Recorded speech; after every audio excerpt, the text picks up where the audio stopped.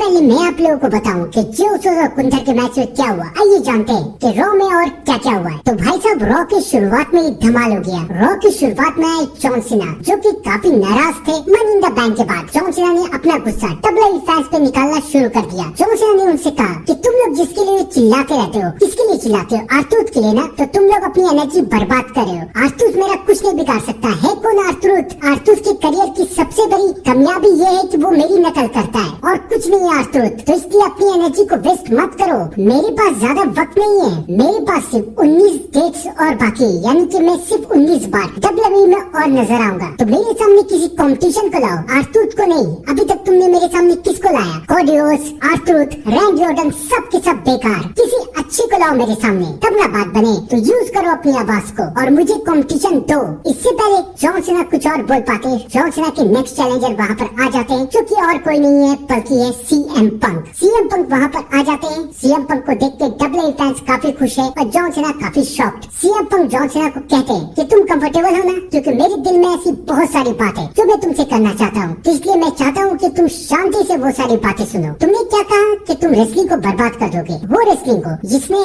John Cena को यानी तुम्हें बनाया, जिसने मुझे बनाया है। और तुम किस बात से नाराज हो कि WWE फैंस ने तुम्हें बुक किया है? इस बात से नाराज हो तुम? WWE फैंस ने कितने साल तक मुझे बुक किया है, मैं तो नाराज नहीं हुआ। तो तुम क्यों नाराज हो? तुम्हें याद है एलिमिनेशन चैम्बर जब सेथ रॉलिंस ने मुझे क्रम स्टॉर्म मार दिया था और तुमने मुझे सबमिशन लगा दिया था? तब तुमने मुझसे एक बात कही थी, आई एम सॉरी, यानी कि मुझे माफ कर दो। तब मुझे ऐसा लगा कि शायद तुम्हारे अंदर कुछ इंसानियत बाकी है, लेकिन उसके बाद तुमने ये दिखा दिया कि वो सब सिर्फ एक ड्रामा था। और उसके बाद तुमने क्या किया? तुमने फाइनल बॉस यानी कि द रॉक की चमचागिरी चालू कर दी। और तुमने क्या कहा कि तुम्हें अभी तक कोई कंपटीशन नहीं मिला? तुम्हें कंपटीशन मिला था। कोडियोस हमारा चैंपियन था, लेकिन तुमने क्या किया? उसे बेईमानी करके हरा दिया। लेकिन अब मैं तुम्हें कंपटीशन देने के लिए आया हूँ। मुझे पता है ये सब तुम्हारे साथ क्यों हो रहा है, क्योंकि तुम्हारे पास जो टाइटल है वो इंसान को एक शैतान बना देता है। ये मेरे साथ भी हुआ था जब ये टाइटल मेरे पास था, लेकिन अब मैं ये टाइटल तुमसे छीनूंगा, अपने लिए नहीं बल्कि WWE फैंस के लिए, क्योंकि मैं सिर्फ WWE फैंस के लिए काम करता हूँ और किसी के लिए नहीं। और उसके बाद CM पंक जॉन सीना को कहते हैं कि अगर तुम्हें थोड़ी भी हिम्मत बाकी है तो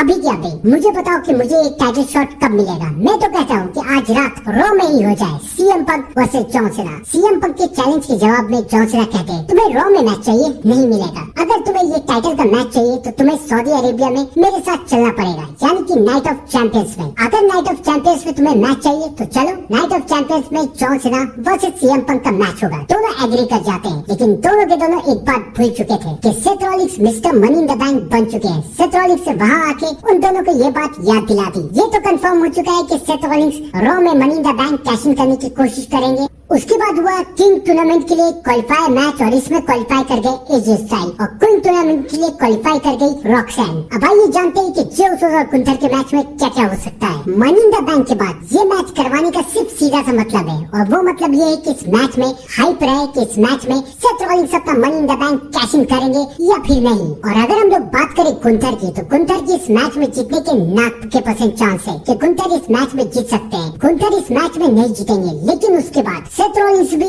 आज के रॉ में money in the bank cash in करने की कोशिश करेंगे। और जैसा कि हम लोग सब जानते हैं कि CM पंक तो अब जॉन सीना के साथ बिजी है, तो सेथ रॉलिंस को रोकने के लिए रोमन रेंस को आना ही पड़ेगा और शायद रोमन रेंस अपनी टीम को भी लेके आए। तो तैयार रहिएगा रोमन रेंस के रिटर्न के लिए और मेरे साथ रहिएगा रॉ के अपडेट के लिए। तब तक के लिए thank you and good bye.